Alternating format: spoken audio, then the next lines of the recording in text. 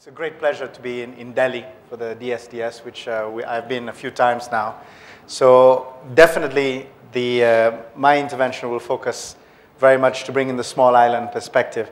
I would like to say that our president, President James Michel, who was going to address the panel at the opening session, had to cancel his visit at the last minute because of very intense flooding that took place in Seychelles last weekend.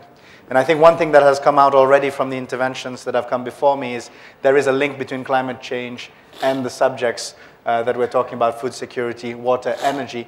We can't address one without the other. In fact, if you allow me, I will take a little bit of my time. We have a video of the flooding that took place in Seychelles last weekend.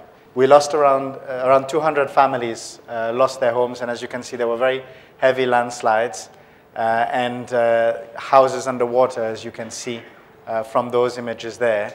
And we are good, very good fishermen, but we're not used to having to use our boats on the streets. And the points that I wanted to make that are linked to this flooding is like His Excellency, the former mayor of Mexico, had pointed out in Mexico City, that the rain, when it comes in huge amounts.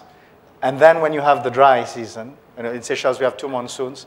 The dry season, there's no rain at all, whereas there was always spread out during the year. And in the wet season, you don't know what to do with the rain. And we are faced with challenges precisely of being able to deal with fresh water for the population and at the right times.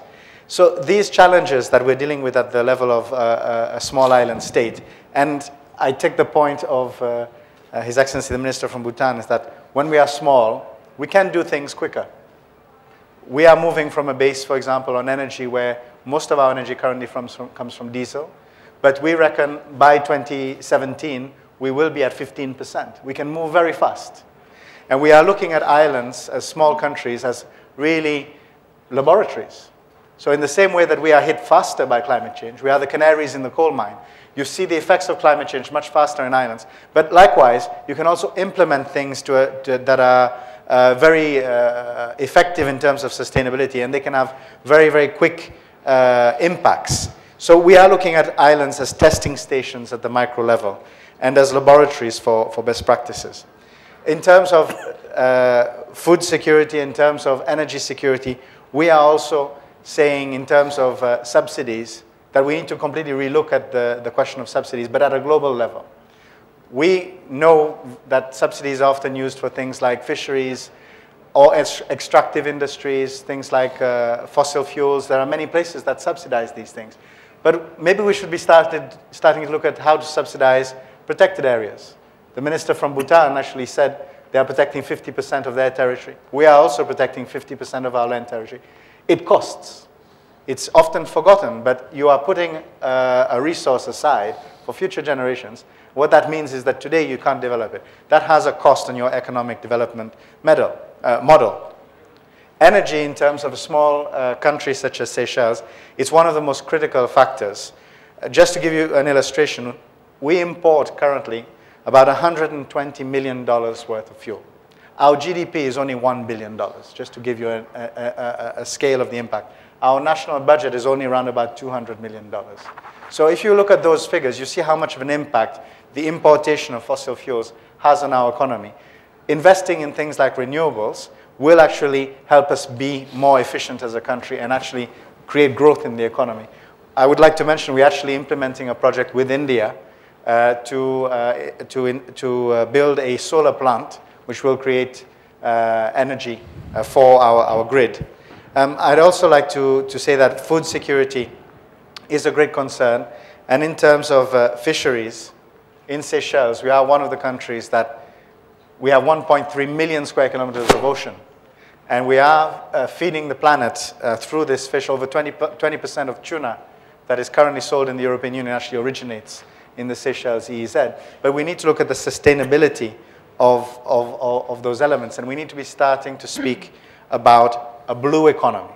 And that means how do we not just extract, but how do we find business opportunities that allow us to use the resources, but in a sustainable way. So in terms of the future, what are a couple of the points that I would like to make, and it's not all gloom and doom. We believe there are opportunities. Firstly, as I said, create opportunities that are linked to sustainability and not just on extracting. Tourism in Seychelles is one area. We're actually twinning tourism developments, hotels with protected areas to cross-subsidize. In terms of harnessing the blue economy, we're talking about oceans. Oceans are a common space. Even though we have territory in the oceans, they actually belongs to everybody. Unfortunately, even though no one really owns it, and then nobody's taking responsibility for protecting oceans as well. And these are some of the things that we really need to look at. And in terms of energy, a number of speakers have also spoken about the democratization of technology linked to new energy production. Because there's a lot of technology that is available, but it's not necessarily available in the right places. Renewable energy can seem very expensive for a developing country. It can seem out of reach. So we need to find ways to bring that technology closer to home, closer to vulnerable populations and smaller countries. So we say that in a small country we can do things faster. There are a number of things that can be done very quickly, and we believe passionately that's possible. There are also challenges to smallness. We've said that one size fits all doesn't work, and we've seen that firsthand, because we were told your infrastructure can be developed easier because you have less people, it will cost you less. But the problem is we found when we tried to build an airport, we couldn't make the runway shorter just because we had less people. So there's certain economies of scale which just don't translate. And those are some of the things that we have to look at when dealing with issues of energy, water, food security. Thank you. Thank you so much.